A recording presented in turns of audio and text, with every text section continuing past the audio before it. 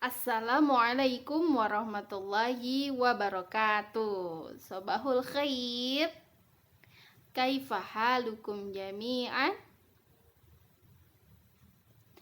Alhamdulillah bil khair. Baik anak-anak yang solih dan solihah semuanya, mudah-mudahan semuanya dalam kondisi sehat selalu dan bisa menyimak semua pembelajaran dari Ustadz dan Ustazah. Baik, untuk pertemuan kita kali ini, insya Allah kita bertemu tematik learning hari ini melalui video pembelajaran ini ya. Kita tidak bertatap muka. Insya Allah bertemu lagi di tatap muka di pekan berikutnya. Baik, kita akan melanjutkan materi kita, subtema yang kedua, yaitu hari ini adalah tentang muatan IPA, PKN, IPS ya. Kalau yang minggu kemarin atau hari Senin kemarin kita belajar tentang muatan bahasa Indonesia. Nah, di kesempatan kali ini kita akan mempelajari tentang muatan IPA. Sudah siap menyimak semuanya? Insya Allah.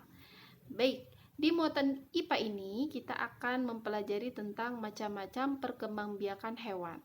Nah, siapa yang tahu ada berapa macam perkembangbiakan hewan itu? Nah, sudah ada ya di situ sedikit clue-nya. Ada 3. Iya, betul. Nah, yang pertama, apa sih yang pertama itu? Hewan itu berkembang biaknya cuma ada 3 jenis.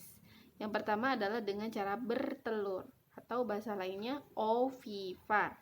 Ya, cara mengingatnya mudah. Ovivar itu diawali dengan huruf O. Nah, bertelur identik telurnya itu bentuknya oval. Maka kita bisa mengingat bertelur itu ovivar supaya tidak terbalik ya. Nah, hewan-hewan yang berkembang biak dengan cara bertelur itu apa sih ciri-cirinya? Ternyata kita bisa melihat dari ciri fisiknya. Sehingga kita bisa menebak atau mengklasifikasikan kira-kira hewan itu bertelur atau yang lain. Nah, apa ciri yang pertama? Ciri-cirinya yang pertama, dia itu tidak memiliki daun telinga. Kita punya daun telinga nggak? Punya ya, berarti kita tidak bertelur. Nah, kalau hewan-hewan yang dia tidak punya daun telinga, ya, maka dia itu dipastikan berkembang biaknya dengan cara ovivar atau bertelur. Nah, kemudian yang kedua, dia itu mengerami telurnya. Dia memiliki aktivitas mengerami telurnya karena memang dia berkembang biak dengan cara bertelur. Kemudian yang kedua, macam perkembangbiakan yang kedua adalah dengan melahirkan atau vivivar. Nah, kita juga bisa melihat dari ciri fisik hewan tersebut. Kalau hewan itu melahirkan, apa sih cirinya? Yang pertama, cirinya adalah dia pasti memiliki daun telinga. Meskipun daun telinganya itu kecil, ya, tapi bisa dipastikan setiap hewan yang memiliki daun telinga, maka dia adalah melahirkan, berkembang biaknya dengan cara melahirkan. Dan yang kedua, rata-rata tubuhnya itu ditutupi dengan rambut. Bukan dengan bulu ya, tapi dengan rambut. Apa bedanya bulu sama rambut? Ya, kalau bulu itu lebih keras, helai, banyak bulu-bulu kecilnya, seperti yang menutupi ayam, itu bulu burung ya. Nah, kalau rambut seperti yang kita punya, yang berwarna hitam, halus, dan hanya punya satu helai, berhelai-helai ya, itu namanya rambut. Nah, rata-rata hewan yang dia ditutupi oleh rambut, biasanya dia itu melahirkan. Kemudian yang ketiga, perkembangbiakan bertelur dan melahirkan. Wah, sekaligus nih. Atau bahasa lainnya ovovivivar. Ya, dia bertelur sekaligus melahirkan. Dia bertelur di dalam tubuhnya, kemudian setelah telurnya itu pecah, dia keluarkan dari dalam tubuhnya dengan cara dilahirkan. Nah, kita harus menghafal ya hewan-hewan apa sih yang termasuk ke dalam hewan ovovivipar. Kenapa? Karena ternyata dia tidak memiliki ciri khusus seperti ovipar dan vivipar. Kita lihat apa sih hewannya. Yang bertelur, dia hewan-hewannya itu kelompok burung. Semua tahu ya kelompok burung itu apa aja, insya Allah. Ada ikan juga, kelompok ikan, kelompok reptil atau hewan melata, dan juga amfibi atau katak ya. Maka hewan-hewan hewan berkelompok di sini, burung, ikan, reptil, katak, dia berkembang biak dengan cara ovipar. Nanti hewannya banyak jenisnya. Teman-teman bisa lihat, kalau dia punya daun telinga, berarti dia melahirkan. Kalau dia tidak punya daun telinga, berarti dia bertelur ya. Kemudian hewan yang melahirkan, siapa yang tahu? Contohnya apa? Pinter. Ini gampang banget terindra di dalam keseharian kita. Ada sapi, kucing, kambing. Nah, itu semua masuk ke dalam mamalia namanya ya. Rata-rata pasti hewan yang melahirkan itu mempunyai kelenjar susu. Karena dia berfungsi untuk menyusui bayinya atau anaknya. Ada juga lumba-lumba. Nah, walaupun lumba-lumba itu hidup di air, tapi ternyata dia itu hewan mamalia dan berkembang biak dengan cara melahirkan. Kemudian ada juga landak ya. Landak juga melahirkan. Kemudian untuk yang bertelur dan melahirkan yang dua-duanya sekaligus, ada apa? Betul, ada ikan hiu, ada kuda laut, ada platypus, dan juga ikan pari. Ikan pari yang di laut itu ya, yang sering kita makan tuh, yang ada di tukang lok asin. Nah, ternyata dia itu hewan ovovivipar. Dia bertelur dan juga dia melahirkan. Unik ya. Semua ini adalah ciptaan dari Allah Subhanahu wa taala yang ternyata Allah sudah menciptakan 3 jenis cara berkembang biak hewan, yaitu sebutkan sama-sama. Yang pertama, bertelur, yang kedua, melahirkan, dan yang ketiga, bertelur dan melahirkan atau ovovivipar. Insya Allah muatan IPA ini mudah ya. Semoga bisa diingat oleh semuanya. Kita ulang sekali lagi. Yang pertama, ovipar. Yang kedua, vivipar. Dan yang ketiga, ovovivipar. Pintar semuanya.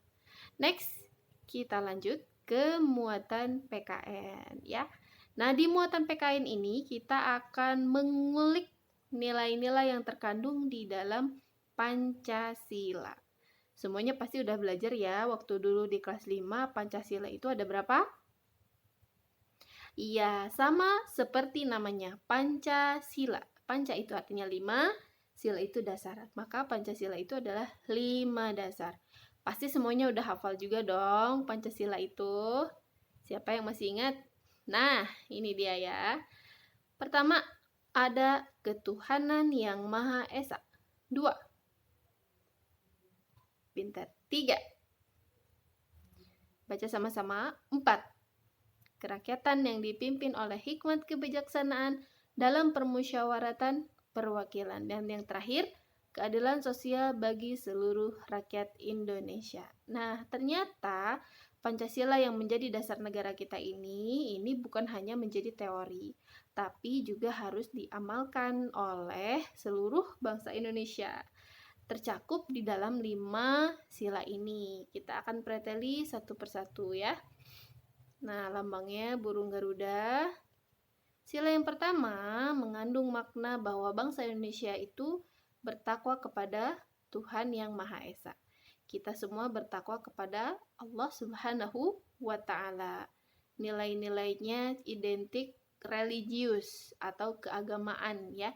Jadi kalau menemukan dalam keseharian yang dia itu di dalamnya ada nilai-nilai religius, biasanya itu adalah penerapan dari sila yang pertama ini. Apa saja contohnya? 1. Bertakwa kepada Tuhan Yang Maha Esa, mensyukuri segala yang ada di alam semesta, Yang ketiga, menghormati dan saling menjaga kerukunan antar pemeluk agama. Nah, jadi meskipun di Indonesia ini atau di tetangga kita ada yang nonis atau non-Islam, kita harus tetap saling menjaga kerukunan. Tidak saling mengolok-ngolok agamanya masing-masing, tapi harus menghargai. Tapi tetap ya, yang namanya agama itu tidak sama. Agama yang benar dan diridhoi di sisi Allah itu hanyalah agama Islam. Inna dina indallahil Islam. Tapi kita tidak boleh mengkafirkan orang lain atau menyebut salah ya. Maksudnya kita tetap harus menghargai karena tidak ada paksaan untuk masuk ke dalam agama Islam. Tapi yang ada adalah kita harus mendakwahkan Islam agar orang-orang yang ada di sekeliling kita itu mengenal Islam dan mau masuk ke dalam Islam secara kafah. Oke, kita lanjut ke sila yang kedua. Sila yang kedua mengandung makna adanya pengakuan terhadap persamaan derajat antar sesama manusia dan setiap warga negara memiliki hak dan kewajiban. Hal-hal yang berkaitan dengan persamaan derajat, pengakuan terhadap persamaan derajat antar sesama manusia itu terkandung di dalam sila yang kedua ini. Apa saja sih nilainya? Yang pertama, mengakui persamaan derajat antar sesama manusia. Tidak boleh saling mengunggulkan suku. Saya suku Sunda, antum suku Jawa, Ana dong yang paling baik, bisa kan ya? Atau Ana dari Arab loh, antum orang Sunda biasa aja, nggak boleh. Tetapi semua itu sama.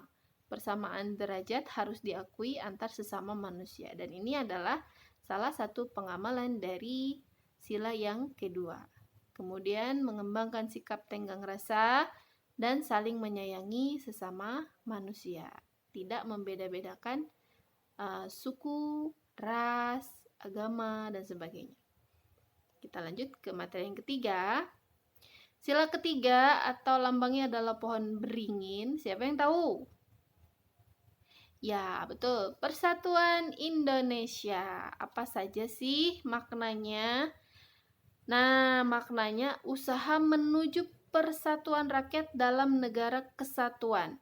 Jadi segala upaya yang dilakukan oleh manusia untuk mempersatukan bangsa Indonesia tidak menimbulkan perpecahan di dalamnya, maka itu merupakan cerminan dari sila yang ketiga ini. Contohnya yang pertama, bekerja sama demi kepentingan bangsa dan negara.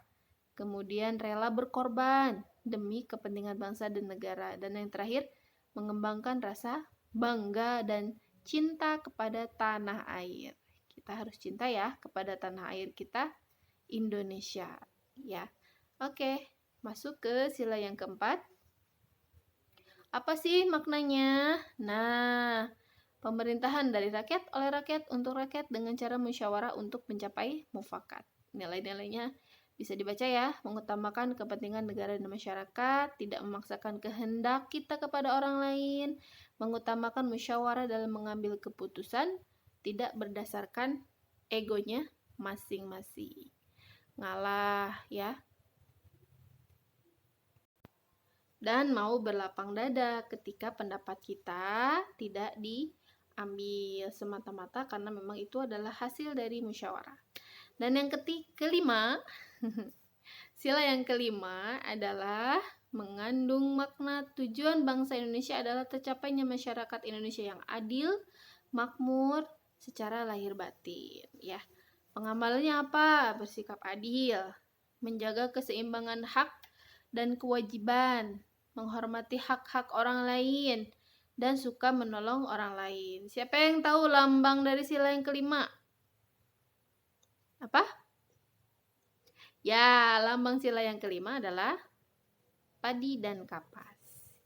Melambangkan kemakmuran dan keadilan rakyat Indonesia. Mudah-mudahan nilai Pancasila ini tidak hanya bisa diterapkan oleh bangsa Indonesia, tapi juga oleh penguasa kita ya. beserta jajarannya agar semuanya memiliki nilai-nilai Pancasila sehingga tidak ada hal-hal yang melenceng dari nilai-nilai Pancasila. Nah, mudah kan ya? Sekarang kita lanjut ke muatan IPS. Siapa yang ingat IPS ini belajar tentang apa? Nah, pasti wah, luar biasa ya. Masih pada ingat ya tentang 10 negara-negara di Asia Tenggara. Si Vila main Thai, kami pikir baru mati. Itu singkatannya. Singapura, Filipina, Laos, Myanmar, Malaysia, dan sebagainya. Wah, semuanya pasti udah hafal ya. 10 negara-negara yang ada di Asia Tenggara. Nah, negara di Asia Tenggara ini kita akan mempelajari kondisi geografisnya, kondisi alamnya, sumber daya alamnya, sehingga itu berpotensi berkaitan dengan kondisi ekonomi yang ada di negara masing-masing. Minggu lalu kita udah jalan-jalan nih ke Indonesia. Ketemu apa di Indonesia? Banyak pegunungannya, kemudian banyak perkebunannya, kemudian banyak hutannya, banyak sungainya, ya. Makanya Indonesia sumber daya alamnya melimpah. Begitupun waktu kita jalan-jalan ke Brunei. Wah, di Brunei banyak apanya? Ya, minyaknya. Sehingga Brunei itu menjadi negara pengekspor minyak terbesar. Luar biasa, se-Asia Tenggara. Kalau jalan-jalan ke Malaysia ketemu apa? Perkebunan karet, betul. Itu yang menjadikan Malaysia itu menjadi negara pengekspor karet terbesar di dunia. Ya, luar biasa ya. Kalau kita jalan-jalan ke Singapura, ketemu apa?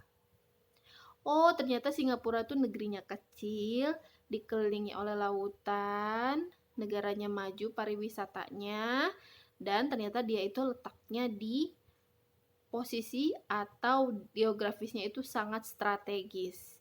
Dia menjadi jalur pelayaran bagi seluruh negara-negara yang ada di dunia. Nah, jadi kalau teman-teman misalnya ya beli barang dari Cina, nah lewat online shop misalkan ya, begitu dibeli barangnya dikirim ke kita, itu Cina lewat mana? Masuknya ke Indonesia lewat Singapura dulu. Begitupun barang-barang yang akan diekspor ke Eropa, ke Afrika, ke Amerika, misalkan ya, kalau Indonesia mau mengekspor, mau menjual ke luar negeri, itu pasti transit dulu di Singapura. Maka akan dilihat di sana tuh pelabuhannya banyak sekali kontainer-kontainer berjejer yang itu mengangkut barang-barang dari dalam dan luar negeri yang transit di Singapura, kemudian akan menuju ke negara tujuannya masing-masing. Maka dari itu, Singapura ini memiliki julukan, siapa yang tahu? Betul, kota pelabuhan, karena dia tempat transit negara-negara yang mengirimkan barang-barangnya ke seluruh dunia. Luar biasa ya. Nah, itu ternyata bisa didapat, bisa dicari tahu dari mana? Dari kondisi geografis setiap negara-negara yang ada di Asia Tenggara. Tapi ada persamaannya nih, Indonesia, Thailand, Filipina. Ternyata rata-rata memiliki wilayah tropis, iklim tropis, sehingga kondisi alamnya pun rata-rata sama. Terdiri dari rawa-rawa, bukit, pegunungan, ya, ataupun hutan-hutan. Rata-rata memiliki kondisi alam yang sama. Kita lanjutkan. Pengaruh kondisi geografis tadi sangat berpengaruh terhadap potensi ekonomi negara-negara di Asia Tenggara. Kalau di Indonesia kebanyakan mata pencahariannya apa? Nah, potensi ekonomi itu berkaitan dengan kegiatan ekonomi ya yang dilakukan oleh masyarakat Indonesia. Nah, Indonesia karena Indonesia itu punya pegunungan yang banyak, akhirnya banyak perkebunannya, banyaklah orang-orang yang potensinya sebagai pekebun ya, atau mereka bekerja di perkebunan, atau misalnya banyak yang mengelola sawah, sehingga potensi ekonominya atau kegiatan ekonominya adalah sebagai petani. Atau banyak yang mencari ikan, karena Indonesia ini adalah negara kepulauan, banyak pulaunya, otomatis banyak pantainya, sehingga memunculkan kegiatan ekonomi yang banyak. Apa itu kegiatan ekonominya? Menjadi nelayan, karena memang banyak laut ya. Nah, jadi ternyata kondisi geografis itu berpengaruh terhadap potensi ekonomi yang ada di wilayah negaranya itu masing-masing. Misalkan, kalau dia itu kondisi alamnya banyak dataran tinggi dan dataran rendah, maka pasti kegiatan ekonominya banyak yang bekerja sebagai petani dan juga pekebun. Nah, kalau misalnya wilayahnya itu banyak pantainya, maka pasti kegiatan ekonominya banyak yang jadi nelayan, betul. Kemudian, kalau misalkan wilayahnya itu banyaknya perbukitan, banyak hasil tambangnya, maka pasti dia itu banyak yang bekerja sebagai tukang tambang atau penambang ya. Nah, misalnya di Brunei, wah banyak nih minyaknya, ya dia pasti banyak bekerja di perusahaan minyak karena memang kondisi geografisnya mendukung ke sana. Paham ya semua? Jadi kita bisa melihat potensi ekonomi setiap negeri kalau kita memahami kondisi geografis dari setiap wilayah-wilayahnya. Sudah selesai. Nah, tugas kita kali ini adalah mengisi latihan subtema 2. Dicatat baik-baik ya. Ada di halaman 48 sampai 49 di buku tematik. Jadi teman-teman langsung aja isi di buku masing-masing, tidak perlu dipindahkan ke buku catatan. Kalau misalnya ada yang kurang, boleh diisi di kertas dan kertasnya dimasukkan atau disimpan di lipatan latihannya ya, di lipatan buku tematiknya. Kalau ada yang nggak ngerti, boleh tanya Ustazah Rina, boleh WA, insya Allah akan dijawab.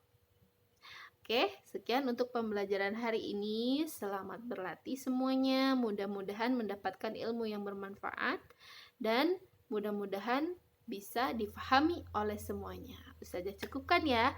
Wassalamualaikum warahmatullahi wabarakatuh.